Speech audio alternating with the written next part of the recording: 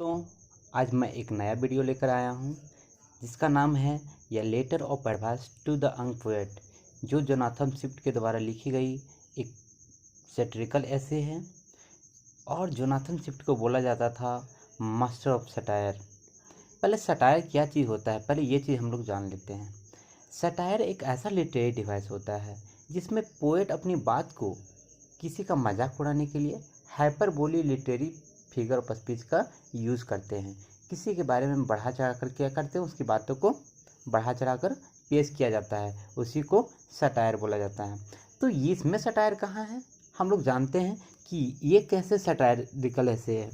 तो ये इसलिए है क्योंकि पहले जो पोएट लिखते थे, यंग पोएट जो लिखते थे, उसको नहीं समझ में आता था कि इसको प्राइमिंग स्किप क्या है, कि उसको कौन सा मीटर फॉलो होना चाहिए, क्या सिलेबल कितना सिलेबल यूज़ करना चाहिए एक लाइन में, उसको पता ही नहीं चलता था।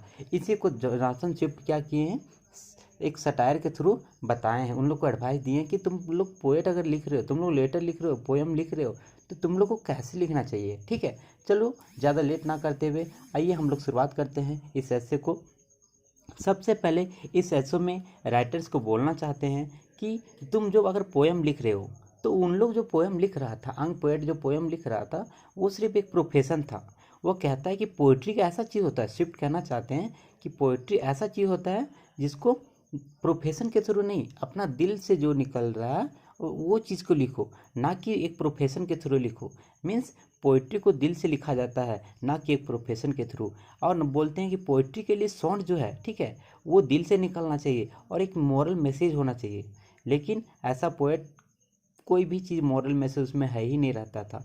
और उसके रिफरेंस में सैटिरिकल अटैक किए हैं, जिसके साथ बिना डीप सोच विचार के, बिना कुछ नॉलेज का, बिना पोइटिक टैलेंट का ये पोएट क्या करते थे, लिख के और पब्लिशर को दे देते थे और रीडर को इस तरह इम्प्रेस कर देते थे। लेकिन स्विफ्ट का ये सटायर कर ऐसे जो है, ये बहुत अच्छा से क्या किया, उन लोग को सटायर कर उन लोग को एडवाइस देने का काम किया है। स्विफ्ट कहना चाहते हैं कि ये जो सैटिरिकल लेसन तुम अगर लिखना चाह रहे हो, ठीक है, तो उसको 10 मिनट में कम करके थोड़ा सा क्या कर दो, तुम होमर और मिल्टन की तरह तुम अगर 10 मिनट में काम करके होमर और मिल्टन बन जाते हो, तो ऐसा नहीं होगा, क्योंकि होमर और मिल्टन जैसा तुम लोग पास टैलेंट नहीं है। स्विफ्ट कहते हैं कि नॉलेज और टैलेंट के बिना, ठीक है, ऐसे पोएट के लिए इंग्लिश पोएट्री राइटिंग क्या था, एक बिजनेस था। ठीक है, इस धंधे को पेन के रूप में क्या करता था, इन लोग यूज करता था। वही कहते हैं कि तुम लोग अगर लिखना है तो सब चीज़ तुम लोग फॉलो कर लो, ठीक है, क्या उसमें कौन सा मीटर, उसका कहना था, उसका स्विफ्ट का कहना था कि मेनली तुम लोग 5 चीज़, कम से कम 4-5 चीज़ है जो तुम लोग क्या करो, फॉलो करो। पहला स्विफ्ट का कहना था कि अगर तुम लिख रहे हो, ठीक है, अगर तुम ये लिख रहे हो तो तुम लोग क्या फॉलो करो। सबसे पहले कि राइम स्कीम क्या है, उसका और क्या है, और क्या है।